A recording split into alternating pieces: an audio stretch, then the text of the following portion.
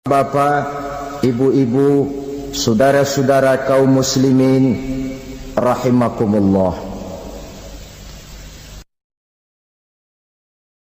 Di dalam kehidupan kita sebagai seorang muslim, minimal 5 kali dalam sehari semalam kita mendengar seruan untuk mendirikan solat yang disebut azan.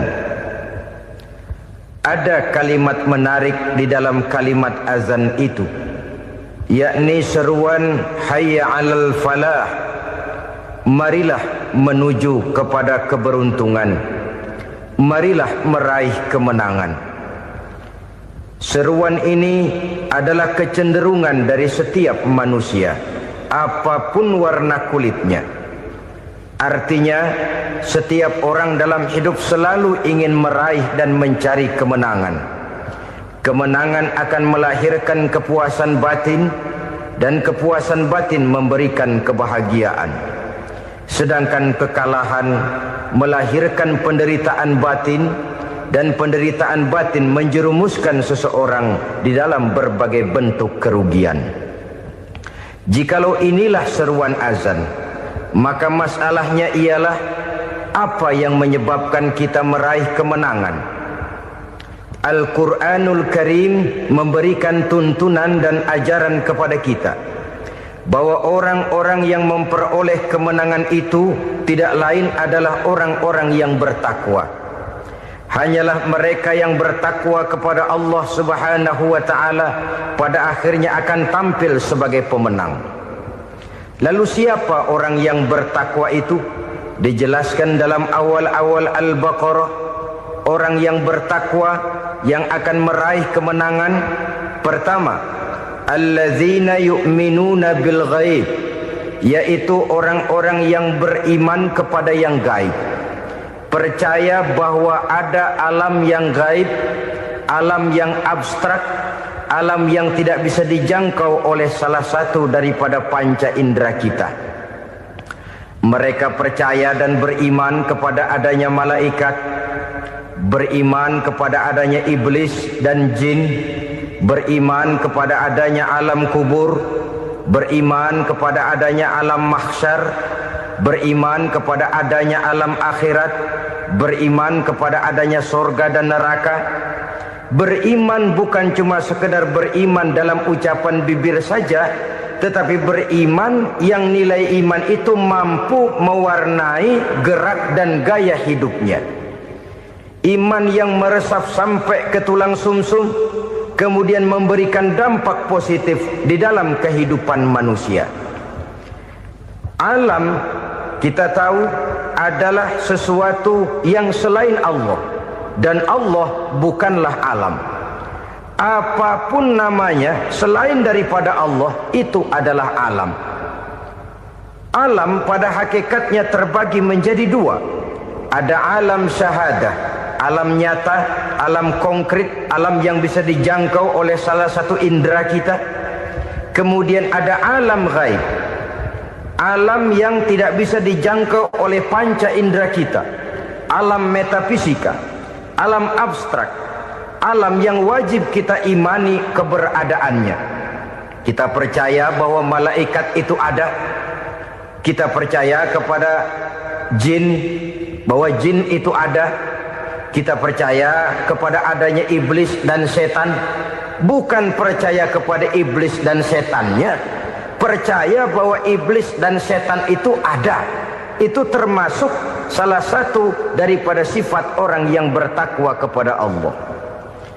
Saudara-saudara kaum muslimin rahimakumullah, kecenderungan pembangunan yang lebih bersifat materialistis biasanya menggeser aspek kehidupan rohani.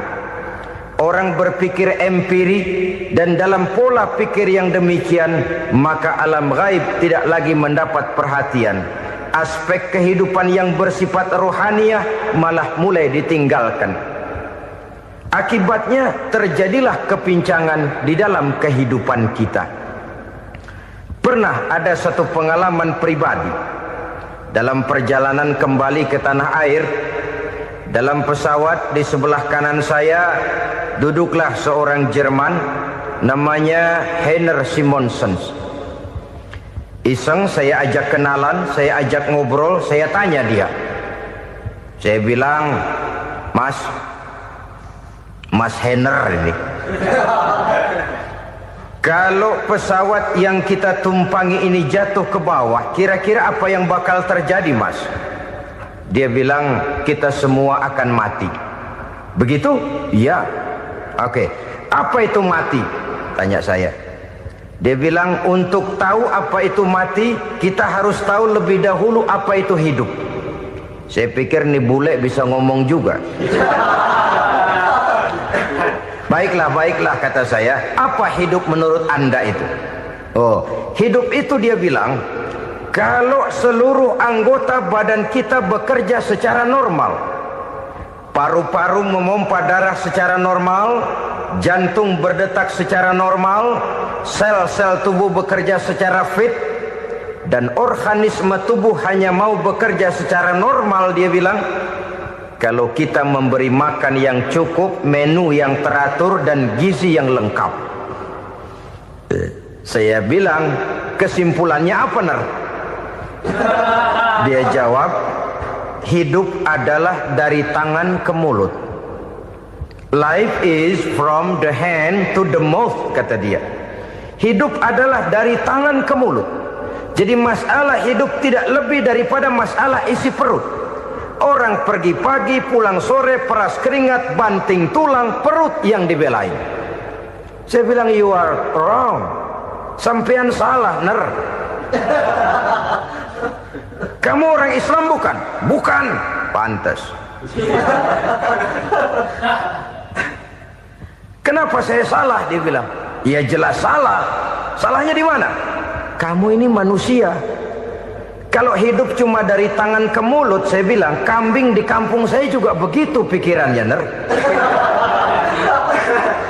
Itu kambing di kampung saya, asal perutnya kenyang, sudah hidup dia. Perkara besok bagaimana, lusa prospeknya macam mana, bulan depan ada apa, kambing nggak pernah mikir. Di kampung saya kambing juga pikirannya begitu. Kamu Kristen ya? Tadinya. Loh kok tadinya, lalu apa sekarang kamu ini? Dia bilang, sekarang saya netral. Saya tidak beragama, tapi saya percaya kepada Tuhan sebagai pencipta alam. Saya ingat benar dia bilang, I haven't any religious, but I believe to God as the creator of the world. Kenapa bisa netral begitu, Ner? Habis saya bingung katanya. Islam bilang Islam baik, Kristen bilang Kristen baik, Hindu Buddha bilang Hindu Buddha baik, semua agama baik. Saya netral sekalian, nggak beragama. Yang penting saya percaya kepada Tuhan. Saya bilang, Ner, kamu ini kayak orang mau beli celana, lalu bingung. Yang satu bilang Levi's bagus, yang satu bilang Blue Jean hebat, yang satu bilang Wool England hebat. Celana ini hebat, celana itu bagus, celana ini hebat, semua celana bagus, kamu bingung. Akhirnya netral, tidak pakai celana. Itu juga salah. Saya pikir-pikir, kemudian saya melihat bahwa dua pola berpikir Heiner ini nampaknya sudah mulai menggejala di lingkungan masyarakat bangsa kita. Disadari atau tidak, secara jujur kita harus berkata, dua pola pemikiran Heiner ini mulai berkembang di tengah masyarakat bangsa kita. Pertama, pola pikir materialisme. Hidup adalah dari tangan ke mulut. Masalah hidup tidak lebih masalah isi perut.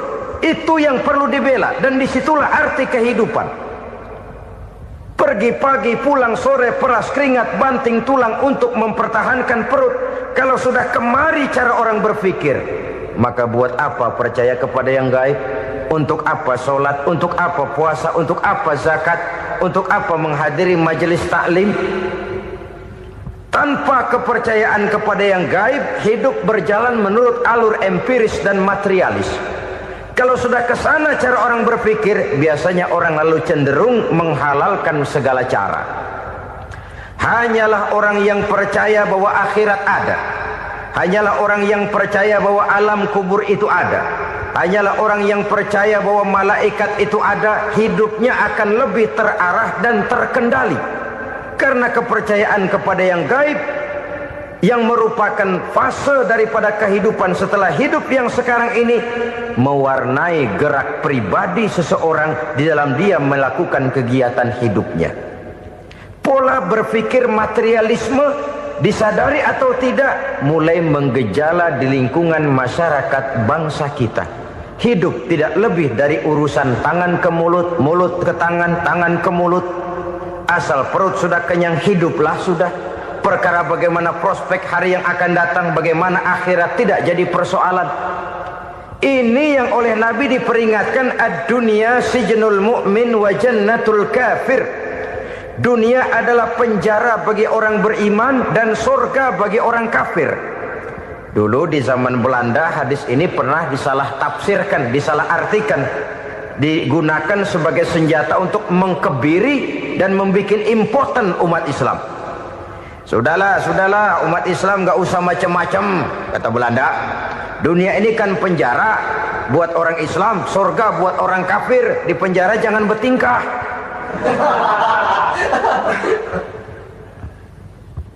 Pengertiannya tidak begitu. Dunia adalah penjara bagi orang mukmin. Artinya dalam kehidupan dunia seorang mukmin tidak bebas memperturutkan hawa nafsunya. Dipenjara hawa nafsunya itu. Sebaliknya surga bagi orang-orang kafir. Buat orang kafir surgalah dunia ini. Mereka bebas memperturutkan hawa nafsunya, dilarang tidak terlarang, dicegah pun tidak tercegah. Mereka hidup menurut alur bisikan nafsu mereka sendiri. Kemudian bila ajal datang, maut merenggut nyawa, selesailah surganya sampai di situ. Maka bagi orang-orang yang tidak percaya kepada adanya akhirat, kepada adanya alam gaib, surganya sebatas umurnya. Sekali lagi, surganya sebatas umurnya. Bila umur selesai, ajal pun datang merenggut nyawa, selesailah sudah surganya sampai di situ. Alangkah pendeknya perjalanan orang-orang yang tidak percaya kepada alam gaib ini. Bagi kita mukmin, jikalau kita mampu memenjarakan hawa nafsu, kita bisa bahagia di dunia ini. Dan Islam memang tidak menyuruh kita sengsara di dunia. Raih dunia, kejar dunia, gapai dunia sebagai alat untuk mencapai kebahagiaan di akhirat nanti. Hidup adalah satu perjalanan panjang yang terbentang sejak kita terlahir dari alam rahim sampai kepada alam akhirat nanti. Andai kata kita gagal meraih kebahagiaan di dunia, toh kita masih punya akhirat. Tapi jangan jadi dalil yang melemahkan semangat. Biarin dah kita di dunia kebelangsak, yang penting akhirat. Akhirnya dunia benar-benar kebelangsak. Bagaimana dunia ini bisa kita raih, dan bagaimana meraih dunia untuk menunjang kepentingan akhirat nanti. Yang kedua, dari pikiran Heiner yang saya lihat menggejala di lingkungan masyarakat bangsa kita, timbulnya manusia-manusia netral. Seolah-olah Tuhan yes, agama no. Sama Tuhan percaya, agama ogah. Tuhan ngangguk, giliran agama godeng. Padahal hampir dalam setiap ayat dalam Quran, kata-kata amanu biasanya bergandeng dengan wa amilus sholihat. Iman dan amal soleh. Ini sebagai isyarat Tuhan dan agama jangan pernah dipisah-pisah. Apabila kita bertuhan, maka kita harus beragama. Apabila kita beragama, maka agama itu harus bersumberkan dari Tuhan yang kita imani itu. Tidak mungkin kita pisah, Tuhan yes, agama no. Sama Tuhan percaya tapi agama bikin sendiri. Sembayangnya cukup bengong 2 jam madep ngulon.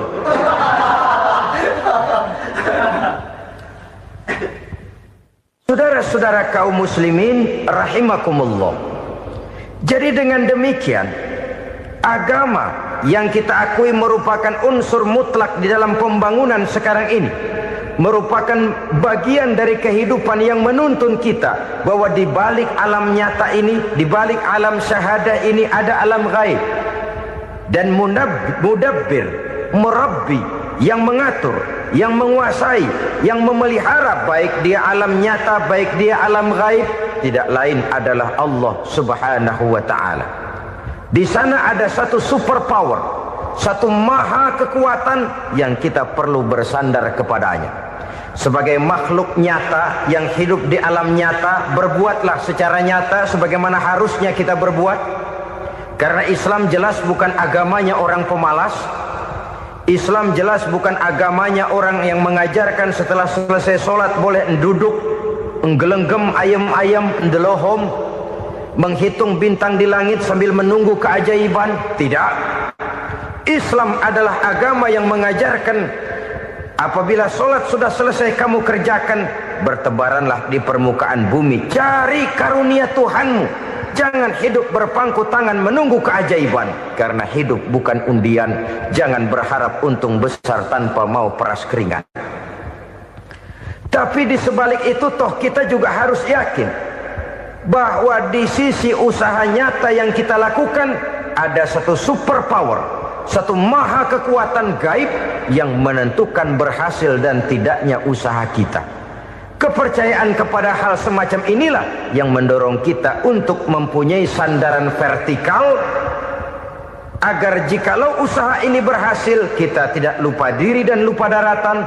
Jikalau usaha ini gagal, kita tidak putus asa dan buruk sangka, tidak cupik pandangan dan sempit hati, tapi mampu melihat persoalan dengan kacamata putih sambil husnuzon kepada Allah Subhanahu wa ta'ala. Kita percaya malaikat itu ada. Ada yang namanya Raqib dan Atid, mengawasi gerak hidup kita sampai kepada gerak hati kita.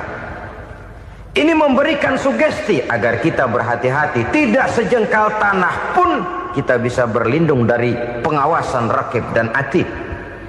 Ada Munkar Nakir yang akan menyoal kita di alam kubur. Ada malaikat Malik, penjaga neraka. Ada malaikat Ridwan yang menjaga surga. Kita percaya kepada adanya jin, kita percaya kepada adanya setan, iblis. Percaya kepada adanya, bukan mempercayai si setan, si iblis lalu menjadikannya sebagai teman. Tidak. Percaya bahwa mereka itu ada dan merupakan makhluk Allah yang gaib yang diciptakan Allah Azza wa Jalla. Kepercayaan kepada alam gaib memberikan motivasi terhadap gerak lahir manusia, sehingga dengan motivasi kepercayaan kepada yang gaib, gerak lahir jadi lebih terarah, jadi lebih terpelihara. Pernah seseorang bertanya, "Pak, apakah adanya akhirat bisa dibuktikan secara ilmiah?" Saya bilang tidak bisa, tidak bisa. Kenapa? Karena yang berangkat nggak pernah pulang kembali lagi. Kalau dia pulang kemari bisa kita tanya bagaimana enak di sono. Cuma secara moral saya katakan, lebih beruntung orang yang percaya kepada akhirat daripada yang tidak. Sekarang saudara percaya akhirat ada, lalu saudara baik-baik di dunia, sholat, puasa, zakat, menolong orang lain, menebarkan kebajikan. Saudara mati, andai kata akhirat tidak ada, toh dalam hidup saudara sudah berbuat baik. Paling tidak nama saudara akan dikenang sebagai orang baik. Sebaliknya, saudara percaya, kata saya, bahwa akhirat tidak ada, lalu hidup semau-maunya, tenggelam dalam maksiat dan munkarat, menentang Allah, tidak mau ruku dan sujud. Lalu saudara mati, kemudian akhirat ada. Ayo, mau apa? Bekal tidak punya. Jadi secara moral lebih beruntung orang yang percaya kepada adanya akhirat daripada yang tidak percaya. Dan itu alam gaib yang tidak bisa dibuktikan secara eksat. Jangankan untuk membuktikan seperti itu, dalam kehidupan sehari-hari saja yang kita rasakan tidak selalu berbentuk toh. Angin, bagaimana sih bentuknya angin? Kita tidak tahu. Merah, buktinya kalau dikerok merah. Yang merah itu kulit, yang kulit kita bukan anginnya. Sakit, rasa sakit itu ada, tapi bagaimana bentuk sakit kita nggak pernah tahu. Kalau kita makan cabai pedas, bagaimana bentuk pedas itu tidak ada, tapi rasa ada. Bentuk pedas hijau, cabenya bukan pedasnya. Tidak semua yang kita rasakan bisa kita gambarkan dalam bentuk yang konkret. Oleh karena itu, sekali lagi bahwa kepercayaan kepada alam yang gaib mampu memberikan satu sugesti yang menata kehidupan seseorang lebih lurus, lebih terarah, dan lebih terkendali. Maka wajar kalau kepercayaan kepada yang gaib mengantarkan seseorang untuk meraih kemenangan. Kenapa? Dia percaya kepada yang gaib, bahwa akhirat ada, bahwa alam kubur ada, bahwa pertanggungan jawab itu ada. Maka dia lalu tidak hidup saenae udele dewe, itu loh. Tidak hidup menurut seleranya sendiri, terarah, teratur. Ini cirinya yang pertama. Orang bertakwa yang akan meraih kemenangan, mereka beriman, mereka percaya kepada yang gaib. Bahkan hal-hal konkret saja selalu berangkat dari yang gaib. Saudara-saudara, para remaja, para pemuda sekarang ini tidak pernah tahu toh siapa yang akan jadi teman hidup saudara. Kita bisa saja ngerancang, mentargetkan, tapi toh akhirnya yang namanya jodoh bukan kekuasaan kita. Rezeki di luar kemampuan kita. Begitu juga ajal. Maut, jodoh, ajal adalah contoh-contoh konkret bahwa pada akhirnya yang gaiblah yang menentukan. Bertahun-tahun ngelancong, emang jodoh seret, nggak jadi.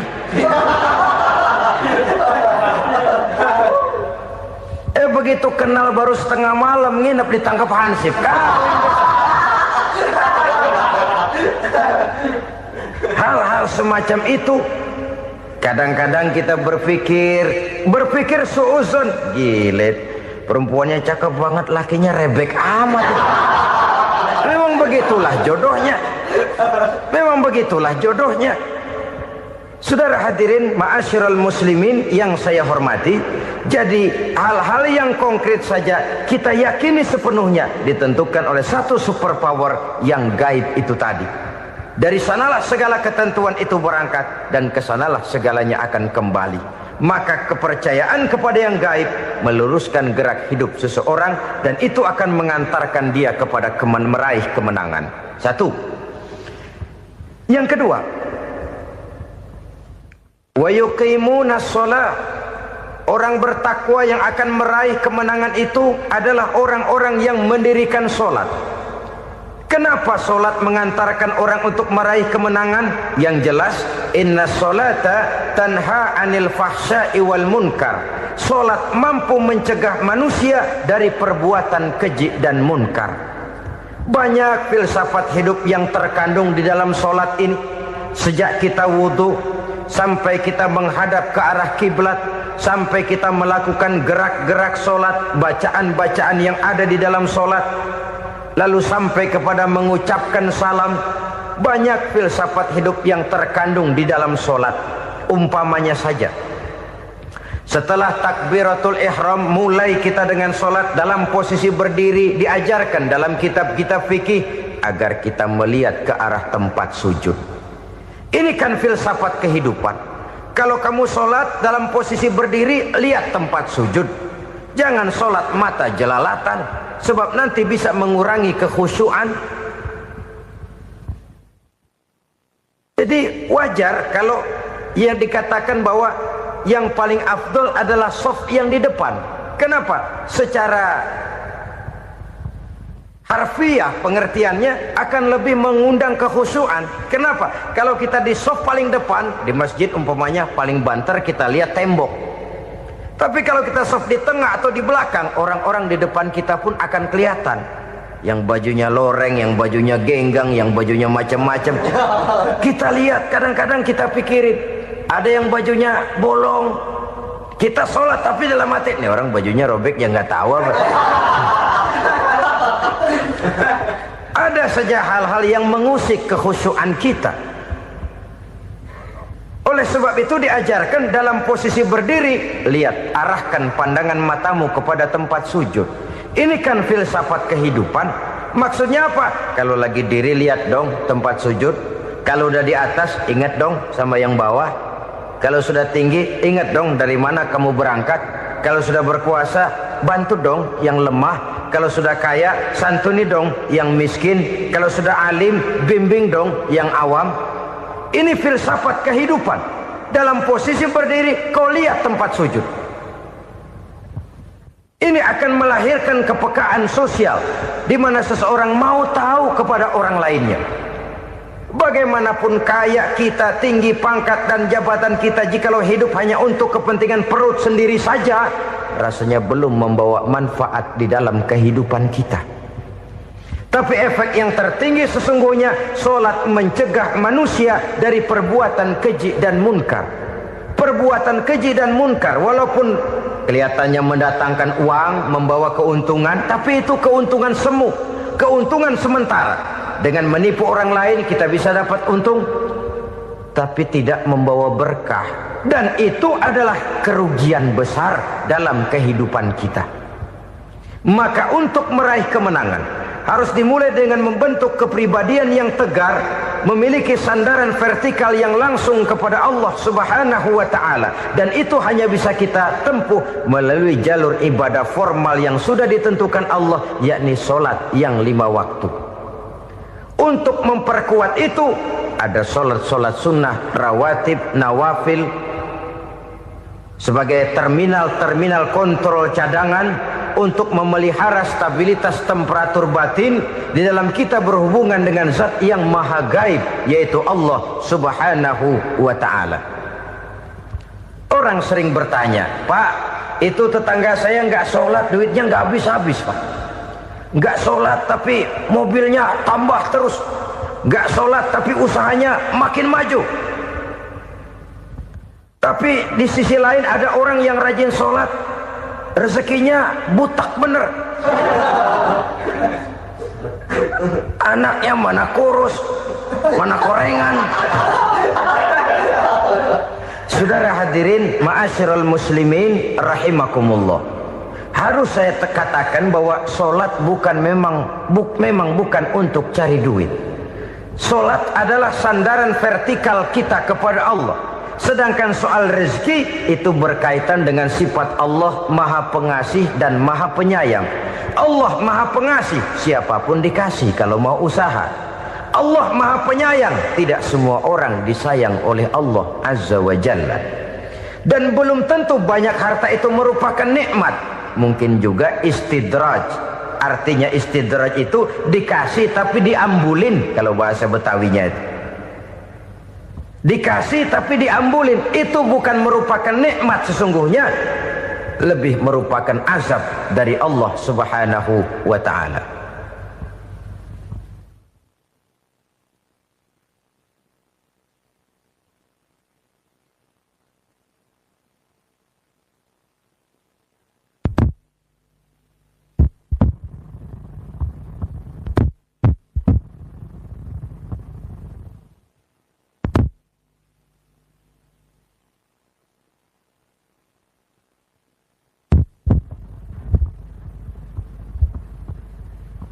Agama mempunyai sistem solat, dan kita umat Islam telah dituntun oleh Allah Subhanahu wa ta'ala yang wajibnya 5 kali dalam sehari semalam mendirikan solat, dan itu tentu berada dalam jangkauan kemampuan manusia. Pada awalnya barangkali kita memang merasa solat itu satu kewajiban, tapi semakin kita hayati makna, manfaat dan filsafat yang terkandung di dalam ajaran solat, semakin sampai kita kepada keyakinan bahwa solat adalah keperluan kita. Sehingga pada waktu tertentu dinilai puncaknya, kita tidak lagi akan berkata saya wajib solat, tapi kita akan berkata saya perlu solat. Kalau kita sudah merasakan itu adalah keperluan kita, nah di sanalah kita baru akan merasakan ruginya kalau hal itu tidak kita laksanakan. Sepanjang kita masih berkata saya wajib sholat, kita akan lebih merasakan dia sebagai beban ketimbang sebagai keperluan.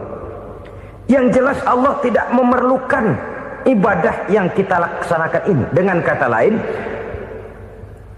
andai kata satu dunia penuh ini orang tidak ada yang sholat satu pun, Allah tidak akan turun dari jabatan Tuhan.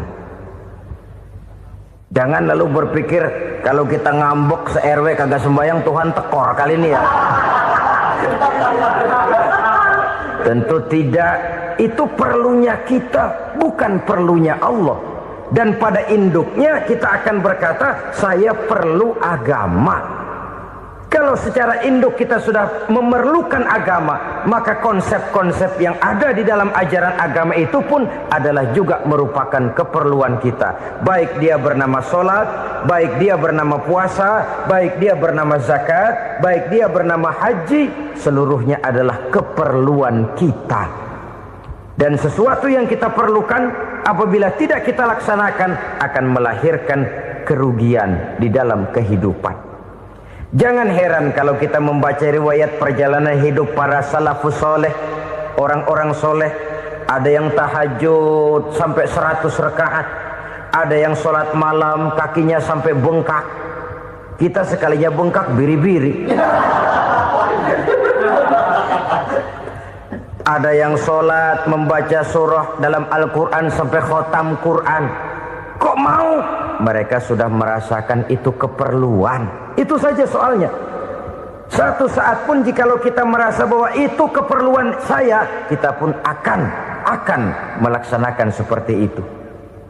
Keperluan saya dalam kehidupan. Inilah yang kedua. Yang ketiga, orang bertakwa yang akan meraih kemenangan itu, wa mimma razaqnahum yunfikun. Mereka membelanjakan sebagian daripada rezeki yang diberikan Allah kepada mereka. Mereka infakkan di jalan Allah. Ada satu dialog menarik. Satu hari seorang anak muda bertemu dengan seorang kakek-kakek yang sudah dikenalnya baik. Bertanyalah anak muda ini, "Kek, umur kakek berapa tahun?" 15 tahun, kata si kakek. "Anak kakek berapa orang?" 1. "Harta kakek berapa banyak?" 15 juta. Si anak muda ini bengong. Lalu protes, "Kok kakek bohongin saya?" "Kenapa?" "Saya tahu umur kakek 70 tahun. Kenapa ngaku 15? Saya tahu anak kakek 5. Kenapa bilang 1? Saya tahu kakek miliuner, miliaran uang kakek.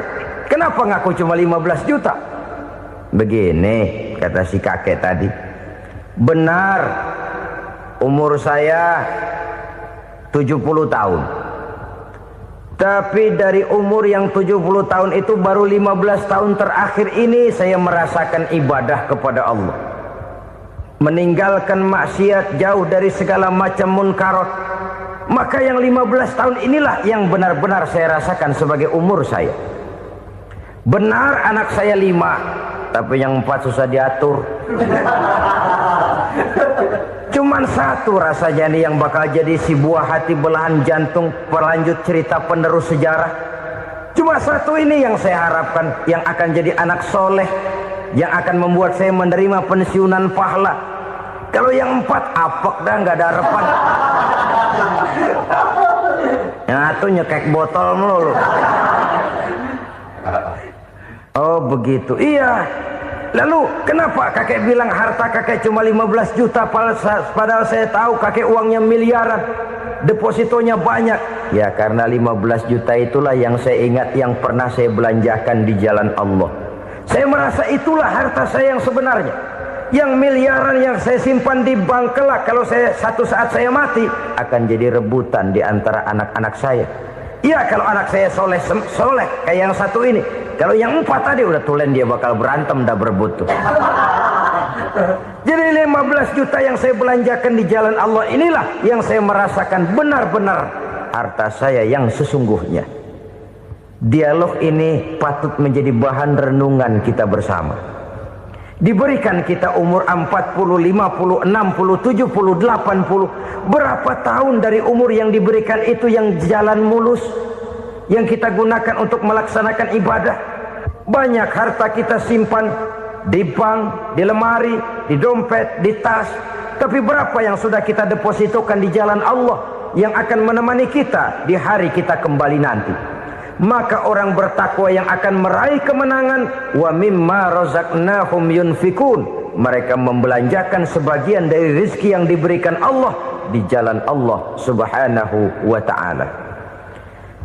Ma'asyiral muslimin rahimakumullah, zahirnya memang kita memberikan kepada orang lain, tapi hakikatnya kita menyimpan untuk diri kita sendiri. Kita memberikan kepada yatim piatu 25.000. Zahirnya kita memberikan si yatim, hakikatnya kan kita cuma nyimpan. Saya berikan, titip kepadamu, ini untuk saya di akhirat. Kau boleh belikan baju, kau boleh belikan untukmu makan, kau boleh bayarkan sekolahmu. Ini untuk saya. Hakikatnya kita nyumbang masjid 1 juta, zahirnya kita berikan kepada panitia masjid, tapi hakikatnya kan cuma titip. Titip 1 juta ya, untuk saya di alam kubur nanti. Silahkan kau boleh belikan semen, ini uang, belikan besi, belikan pasir. Saya cuma sekedar titip untuk kepentingan saya. Hakikatnya kita cuma sekedar menitip. Sebagaimanapun pada hakikatnya, apapun yang kita miliki dalam kehidupan kan cuma sekedar hak guna pakai, bukan hak milik mutlak. Harta kita, rumah kita, kendaraan kita, kebun kita, pabrik kita, hak guna pakai saja. Hak milik mutlak cuma untuk Allah subhanahu wa ta'ala. Saudara-saudara kaum muslimin rahimakumullah, ini yang ketiga. Kemudian yang keempat, orang-orang bertakwa yang akan meraih kemenangan, allazina yu'minuna bima unzila ilaika, mereka yang beriman, mereka yang percaya kepada apa yang telah diturunkan kepadamu Muhammad, ay Al-Quran, yakni Al-Quranul Karim. Setelah percaya kepada yang gaib, mendirikan solat, kemudian menginfakkan sebagian dari rezeki yang diberikan Allah, mereka juga lalu percaya kepada yang diturunkan terhadap Nabi, yaitu tidak lain Al-Quranul Karim. Sekali lagi di sini, percaya bukan hanya sekedar percaya saja, tetapi percaya lalu menjadikan Al-Quran itu sebagai pedoman hidup. Sebab memang Al-Quran itu adalah GBHM, garis-garis besar haluan muslim.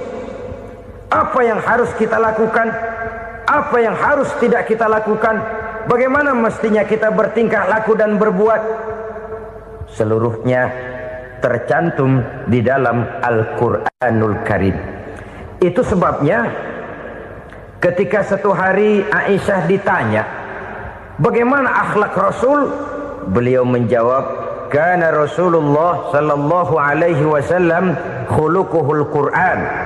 Akhlak daripada Rasulullah tidak lain adalah Al-Quran.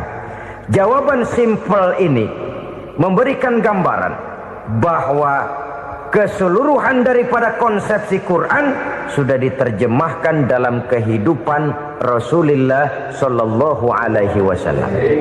Karena kita tahu akhlak adalah keseluruhan dari gerak hidup manusia. Sejak ia berpribadi, berumah tangga, bertetangga, bermasyarakat, sampai kepada berbangsa dan bernegara, Al-Quran tetap memberikan sentuhan nilainya. Oleh karenanya, orang-orang yang bertakwa adalah orang-orang yang menjadikan Al-Quran sebagai pedoman dalam kehidupannya. Dan kita yakini Al-Quran diturunkan kepada Nabi Muhammad bukan merupakan produk Nabi Muhammad. Isi dan redaksinya langsung dari Allah subhanahu wa ta'ala. Kemudian cirinya yang kelima, orang bertakwa yang akan meraih kemenangan itu, wa ma unzila min qablika. Tidak hanya sekedar percaya kepada yang diturunkan terhadap Nabi Muhammad, yaitu Al-Quran, mereka juga percaya kepada apa yang pernah diturunkan kepada para nabi, kepada para rasul sebelum Nabi Muhammad. Percaya kepada adanya suhuf, percaya kepada adanya Taurat, percaya kepada adanya Injil, percaya bahwa Allah dahulunya sudah menurunkan Taurat kepada Musa, percaya bahwa Allah sudah menurunkan Injil kepada Isa, percaya Injil ada, Taurat ada, diturunkan Allah untuk Isa dan Musa, tetapi tidak wajib mengamalkannya karena kita sudah diberikan Al-Quranul Karim. Ini yang perlu saya garis bawahi. Kita percaya Allah telah menurunkan Injil dahulu kepada Isa. Kita percaya bahwa Allah telah menurunkan Taurat dahulunya kepada Nabi Musa. Kadang-kadang ini dijadikan dalih, dikacaukan pengertiannya. Quran saja mengajarkan bahwa orang yang bertakwa harus percaya kepada Injil, maka pakailah Injil. Apalagi kalau ayat sebelumnya ditilap, dihapus, dihilangkan, Injilnya yang ditekankan, maka akan terjadilah penekanan yang salah arah. Karena salah arah akhirnya bisa merusak dan menghancurkan akidah. Ketika Rasul suatu saat pernah ditanya orang, "Ya Rasul, bagaimana sikap kita sebagai muslim terhadap Injil yang ada sekarang?" Beliau menjawab, "La tukadzibuhu jami'an wa la tusaddiquhu jami'an." Jangan didustakan seluruhnya, jangan juga dibenarkan semuanya. Artinya, ini sudah merupakan gambaran dari Rasul bahwa dalam Injil yang ada sekarang masih ada ajaran-ajaran tauhid yang dibawa oleh Nabi Isa dan diajarkan kepada umatnya. Tapi juga dalam Injil yang sekarang ini sudah terkena intervensi dan investasi manusiawi. Karena itu Rasul menyimpulkan, la tukadzibuhu jami'an wa la tusaddiquhu jami'an.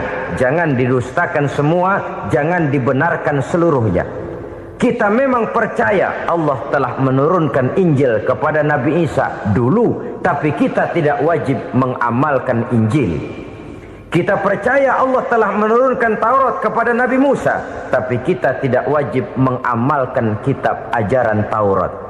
Yang wajib kita percayai dan kita amalkan hanyalah Al-Quranul Karim. Kenapa? Oleh karena baik yang ada di dalam Taurat, baik yang ada di dalam Injil, tentu tercakup di dalam Al-Quran sebagai kitab terakhir yang diturunkan oleh Allah Subhanahu wa Ta'ala. Dan itu wajar. Kalau seorang pejabat mau mengeluarkan satu keputusan baru, tentu dia harus meninjau keputusan-keputusan lama.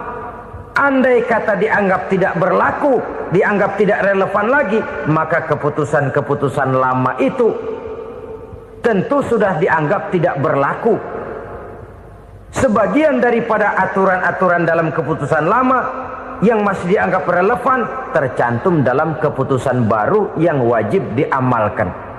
Begitulah hubungannya antara Al-Quran, Taurat, Zabur, dan Injil.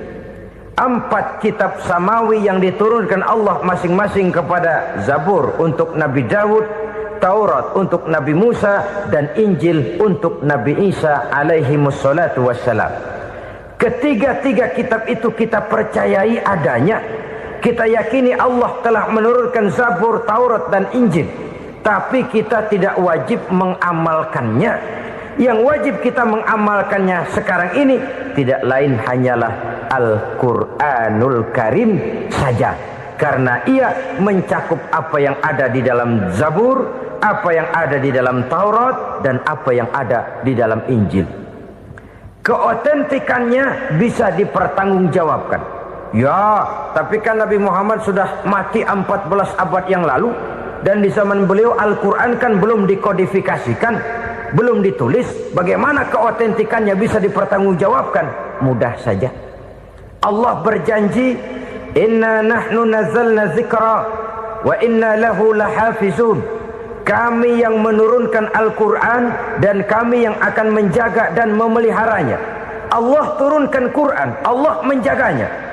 Bagaimana cara Allah menjaga Al-Quran itu? Banyaknya orang-orang yang hafaz Al-Quran. Hafaz Al-Quran 30 juz, 114 surah, 6.666 ayat.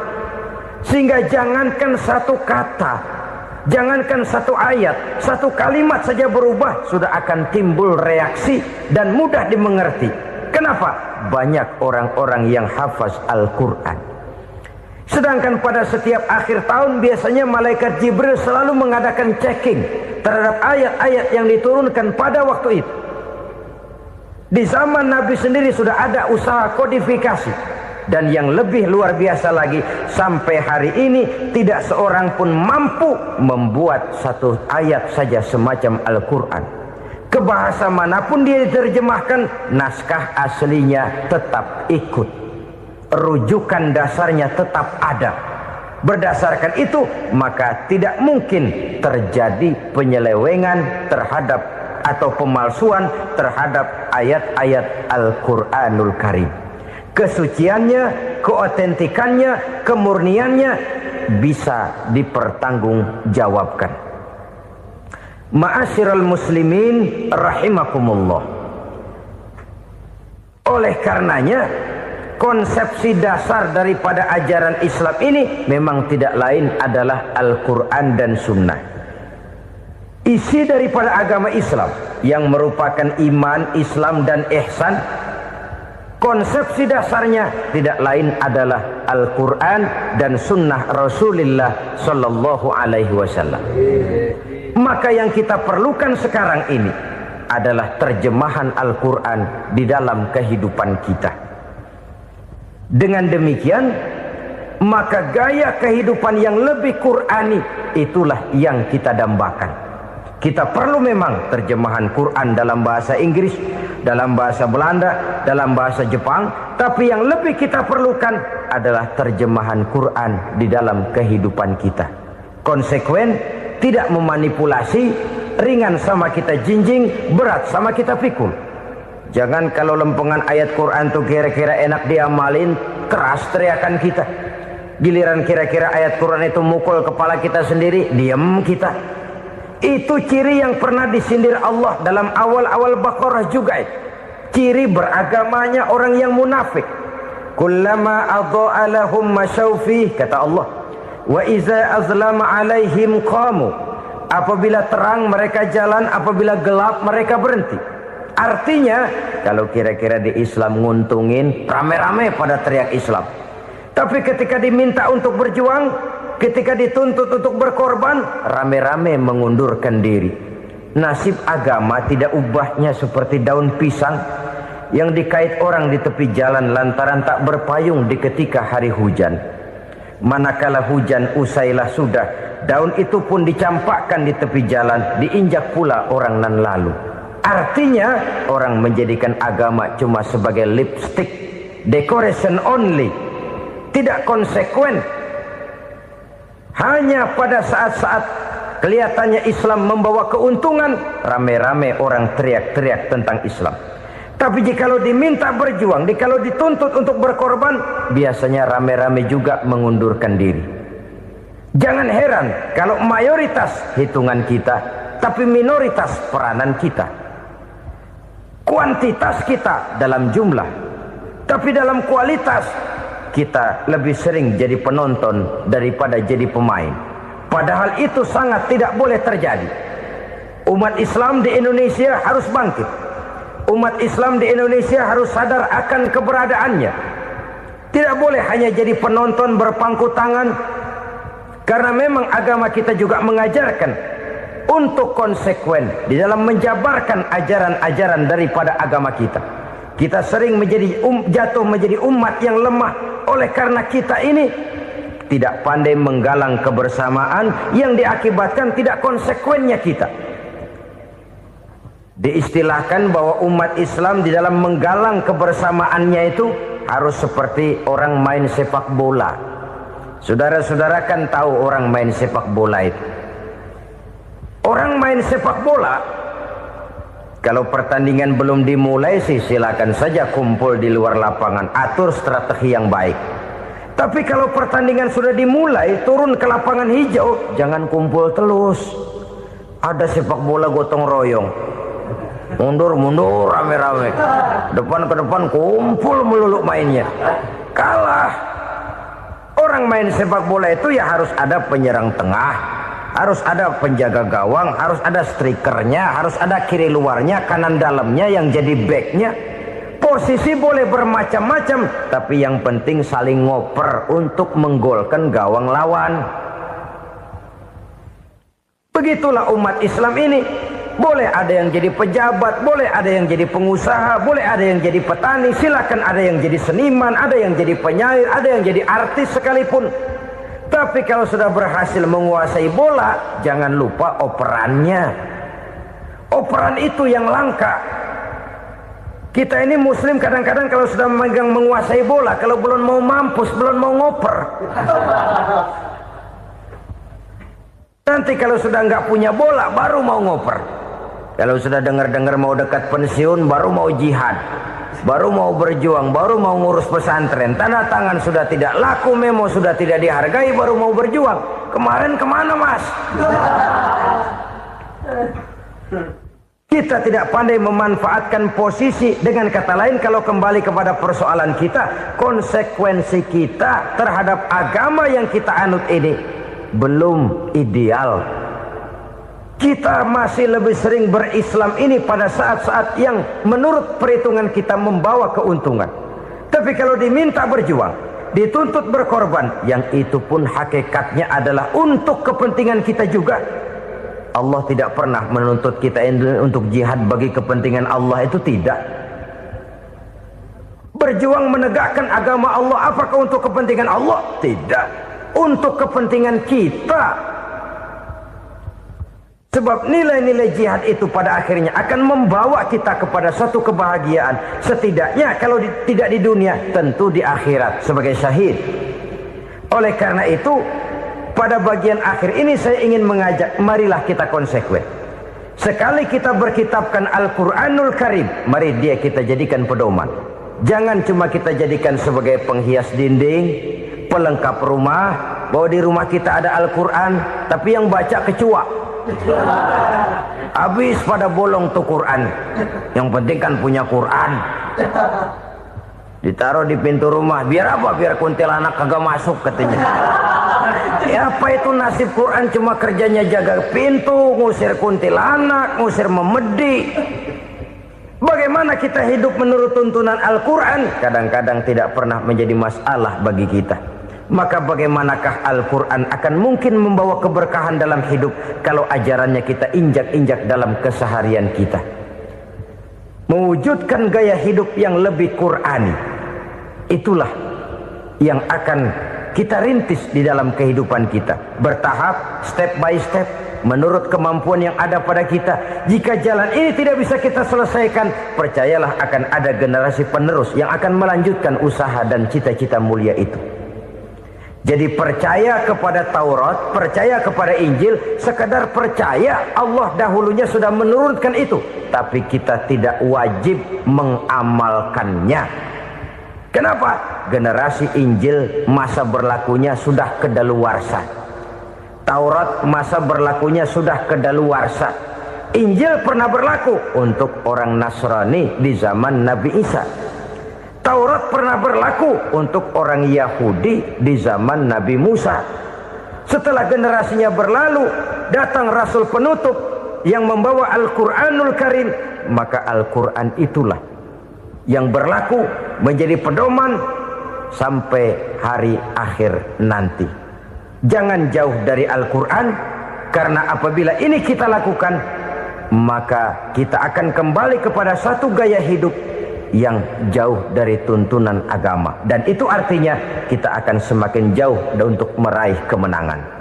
Saudara-saudara kaum muslimin rahimakumullah. Yang keenam, yang terakhir, orang-orang bertakwa yang akan meraih kemenangan itu wabil akhirati hum yuqinun. Mereka percaya, mereka yakin seyakin-yakinnya akan adanya hari akhir, di mana seseorang akan mempertanggungjawabkan seluruh perbuatannya di dalam hidup ini. Dan tidak ada satu perbuatan yang bagaimana kecilnya sekalipun yang tersembunyi dalam pandangan manusia yang tidak akan dibukakan persoalannya di mahkamah Qadi Rabbul Jalil di akhirat nanti. Itulah sebabnya maka percaya kepada akhirat disebut secara khusus. Padahal di awal tadi sudah dijelaskan yu'minuna bil ghaib, percaya kepada alam gaib, dan alam gaib ini termasuk akhirat. Kenapa pada bagian akhir disebut lagi akhirat? Karena ternyata bahwa kepercayaan kepada adanya akhirat merupakan induk dari kepercayaan terhadap adanya malaikat, setan, jin dan lain sebagainya, dan akan lebih memberikan sugesti dalam kehidupan manusia untuk meluruskan gerak hidupnya. Jikalau satu saat tergerak hati akan berbuat kejahatan, ingin mencuri, sadarlah, awas ada akhirat. Sebab kalau kita cuma teriak awas ada polisi, itu cuma tertunda sementara. Begitu polisi meleng, embat. Kalau kita ingin berbuat jahat cuma berteriak awas ada hansip, cuma sementara ketika hansip itu ada. Tapi kalau ceritanya awas ada akhirat, mau menyeleweng awas ada akhirat, mau berjudi awas ada akhirat, mau mencuri awas ada akhirat. Keyakinan yang akan meluruskan gerak hidup manusia sehingga gerak itu jadi lebih terarah dan terkontrol, tidak merugikan baik diri sendiri, lebih-lebih orang lain. Ternyata bahwa kepercayaan kepadanya adanya hari akhirat sanggup menjadi sumber daya kontrol dari kehidupan manusia, sehingga ia tidak terjebak dalam perbuatan maksiat dan munkarat. Saudara-saudara kaum muslimin, inilah saja yang kita bicarakan pada pertemuan kali ini.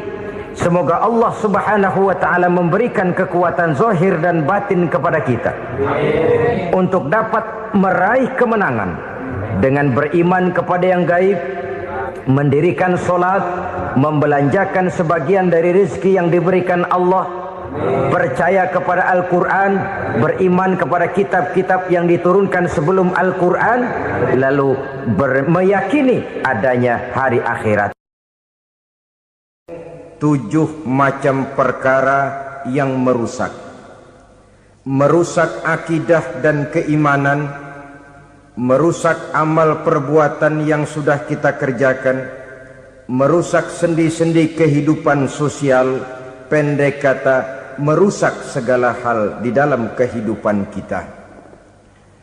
Jauhilah olehmu 7 macam perkara yang merusak. Yang pertama, asyirku billah, menyekutukan Allah subhanahu wa ta'ala. Agama dimulai dari keyakinan, maka kehancuran agama selalu dimulai dari kehancuran keyakinan, iman atau akidah yang dimiliki oleh seseorang. Dan untuk menghancurkan nilai-nilai iman yang kita miliki ini, orang rasanya tidak akan menghantam kita dengan peluru kendali. Orang tidak akan mengirimkan nuklir ke sini. Orang tidak juga akan mengirimkan satuan militernya ke sini. Untuk menghancurkan nilai-nilai iman, dibanjiri kita dengan paham-paham yang merusak dan mendangkalkan akidah. Baik ia bernama materialisme, baik ia bernama sekularisme, baik ia bernama banjirnya maksiat dan munkarat, baik ia bernama banjirnya peradaban dan kebudayaan yang menghancurkan moral daripada anak-anak kita, sedikit demi sedikit melenturkan dan melunturkan nilai-nilai keimanan kita, untuk kemudian pada waktunya nilai iman itu akan bertukar dan berganti menjadi nilai syirik kepada Allah subhanahu wa ta'ala. Atau pada sisi lain, menjadikan yang selain Allah sebagai tujuan akhir daripada kehidupan kita. Sedangkan kita sama-sama maklum bahwa di dalam pandangan agama Islam, dosa yang tidak berampun, dosa yang terbesar, termasuk dalam kategori bapak moyangnya dosa, tidak lain adalah syirik, yakni menyekutukan Allah subhanahu wa ta'ala. Pola penghancuran iman ini memang berstrategi.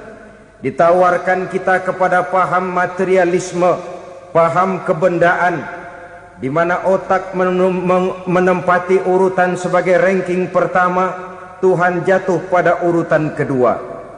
Lalu menyusul kepada paham sekularisme, Allah dipisahkan dari seluruh kegiatan hidup ini, untuk pada gilirannya menjadikan yang selain Allah sebagai tujuan akhir daripada seluruh kegiatan hidup kita.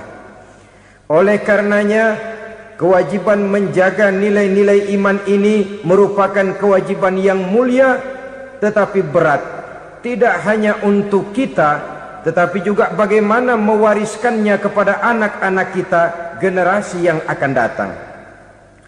Orang-orang tua bijaksana yang diceritakan di dalam Al-Quran, kalau sudah berpikir tentang anak-anaknya, pertanyaan yang paling mereka risaukan ialah, ma ta'buduna min ba'di.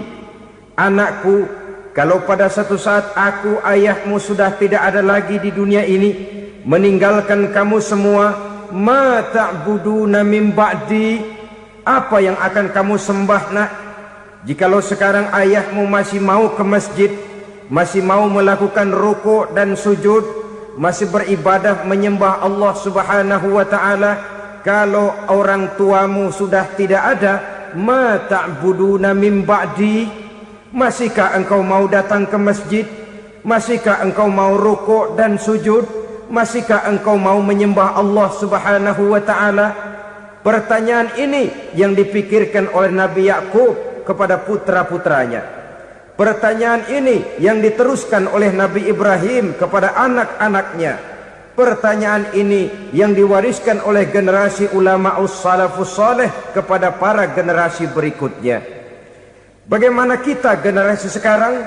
Kita orang-orang tua sekarang bukan berfikir ma ta'buduna min ba'di, malah yang kita fikirkan ma ta'kuluna min ba'di. Kalau bapak tidak ada nanti kamu makan apa nak? Perkara kamu nyembah apa, urusan nomor 18. Yang penting kamu nanti hidup bisa makan nak. Maka kita sibuk mewariskan harta kepada anak-anak kita. Kita sibuk mewariskan kebun dan tanah kepada anak-anak kita.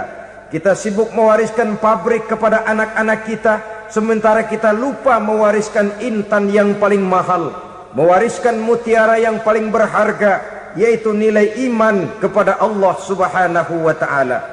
Alangkah baiknya apabila warisan harta, warisan tanah dan kebun, warisan rumah dan pabrik didasari lebih dahulu dengan mewariskan nilai iman kepada Allah Subhanahu wa ta'ala. Sebagai orang-orang tua, kita boleh bersedih kalau anak kita tidak mengerti komputer. Kita boleh bersedih kalau anak kita tidak mengerti matematika.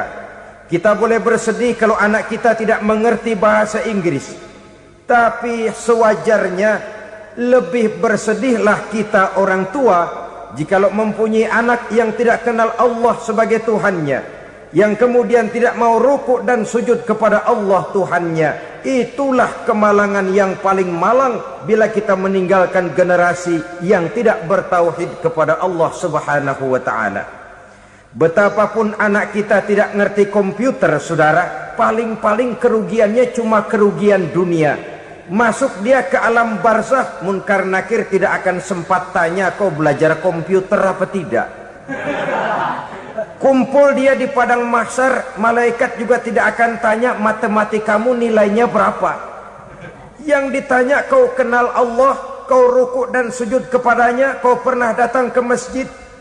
Oleh karena itu sekali lagi, menjaga nilai iman tidak hanya untuk kita, tetapi juga mewariskannya kepada anak-anak kita, generasi yang akan datang.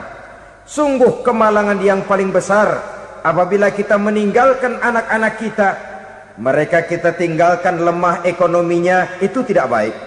Mereka kita tinggalkan lemah otaknya, itu pun akan membuat mereka tertinggal oleh yang lain. Tapi yang paling celaka, jikalau kita tinggalkan mereka dalam kondisi lemah imannya, rapuh akidahnya, tidak baik dan tidak betul keyakinan hidupnya.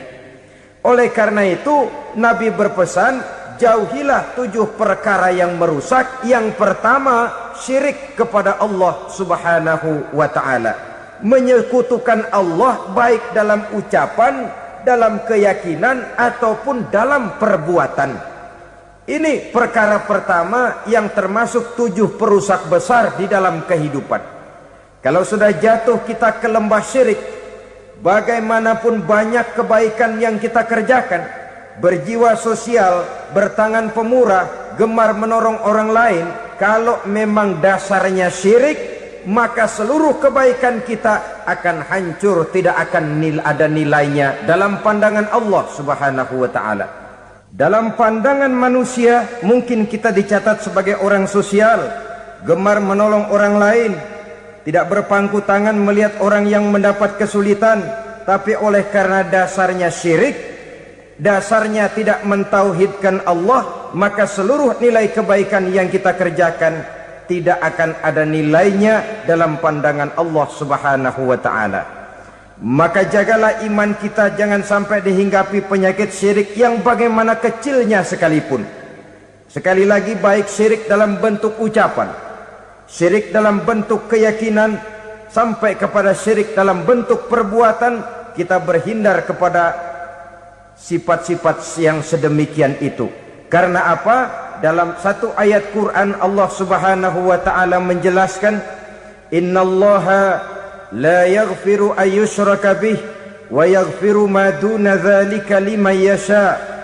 Allah tidak akan memberi ampun kepada orang-orang yang menyekutukannya, tapi Allah masih mau memberikan ampun kepada dosa-dosa yang selain itu bagi orang-orang yang dikehendakinya.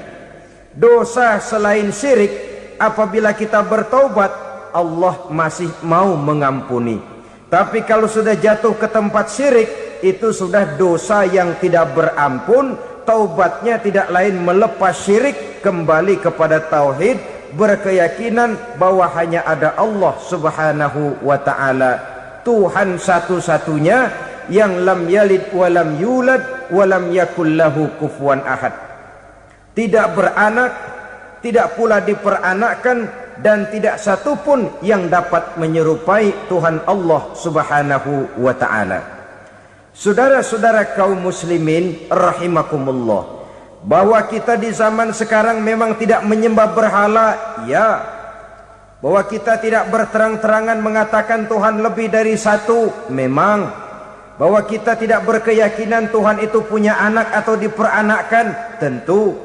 Tapi dalam perbuatan dan i'tiqad kita kadang-kadang jatuh tanpa kita sadari ke tempat yang bernama syirik ini. Oleh karenanya, di zaman di mana teknologi makin canggih, di mana kemajuan pembangunan makin menjangkau berbagai aspek kehidupan, diperlukan keseimbangan antara kemajuan fisik material dengan kemajuan mental spiritual. Apabila tidak ada keseimbangan, yang terwujud tentulah kepincangan, yang diawali dengan pincangnya cara kita berpikir, sehingga pada akhirnya akan mengarah kepada pincangnya cara kita berbuat dan bertindak di dalam kehidupan kita. Oleh karena itu Nabi berpesan, jauhilah sifat syirik, karena syirik merupakan dosa yang teramat besar. Ini sifat merusak yang pertama. Yang kedua, kata Nabi, wasihra, jauhilah sihir. Sihir ini juga termasuk perkara yang merusak kehidupan. Kita semua sama-sama maklum bahwa sihir sebenarnya bukan persoalan baru. Sejak sebelum datang Islam, sihir itu sudah ada. Di zaman Yunani kuno, sihir ada. Di zaman Mesir kuno, di zaman Cina kuno, dan yang lain-lain yang serba kuno, sihir itu sudah ada. Bahkan para nabi pun, para rasul yang diutus oleh Allah Subhanahu wa ta'ala, senantiasa berhadapan dengan ahli-ahli sihir untuk menguji kebenaran dari misi yang mereka bawa. Sihir adalah perbuatan di luar kebiasaan yang bisa dikerjakan oleh ahlinya dengan bantuan jin atau setan. Hukum mempelajari sihir adalah haram, mengamalkannya lebih haram lagi. Sebab itu saudara-saudara, sihir merupakan perbuatan merusak yang harus kita jauhi. Ciri-ciri daripada perbuatan sihir, pertama, ia mengandung tipuan, bayangan khayal. Di zaman Nabi Musa misalnya, orang melihat tambang-tambang itu seperti ular. Nabi Musa melayangkan tongkatnya menjadi ular-ular besar yang memakan ular-ular kecil ciptaan tukang-tukang sihir Fir'aun tadi. Lalu sihir bisa terjadi dengan bantuan jin kafir atau setan. Kemudian ciri yang ketiga, sifatnya halus dan tersembunyi. Taruh kata ada seorang ahli sihir yang mempergunakan ayat-ayat Quran sebagai jompa-jampe, sebagai baca-bacaan, itu cuma sekedar kedok. Tujuannya tidak lain menjadikan agama sebagai kedok untuk membenarkan cara yang dimurkai oleh Allah Subhanahu wa ta'ala. Satu hadis yang diriwayatkan oleh Imam Bazar dan Tabrani, Nabi berpesan, "Laisa minna man tatayyara lahu au takahhana au tukuhhina lahu au sahira lahu." Tidak termasuk ke dalam golonganku, kata Nabi. Tidak termasuk umatku. Siapa mereka? Man tatayyara lahu, orang yang bertatoyur. Apa tatoyur itu?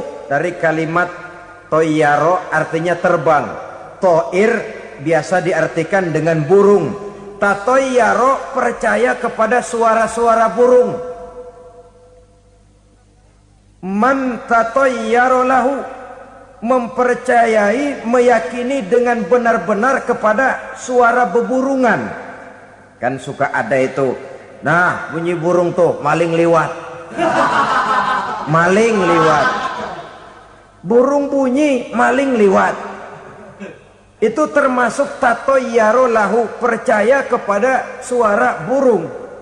Kan aneh kalau suara orang nggak dipercaya, suara burung malah dipercaya.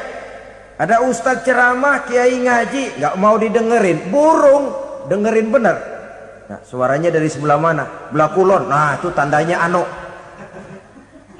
Habis dihitung-hitung.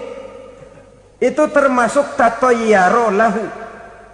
Au takahana, atau bertenung, au tukuhina, atau minta ditenungkan, au sahirolahu, atau melakukan perbuatan sihir atau minta disihirkan. Laisa minna, tidak termasuk ke dalam golonganku, kata Nabi. Sehingga dengan demikian saudara-saudara, menghadapi sihir dengan sihir sekalipun termasuk perbuatan yang tidak diajarkan oleh agama. Kita kan mempelajari sihir untuk jaga diri. Tidak apa-apa.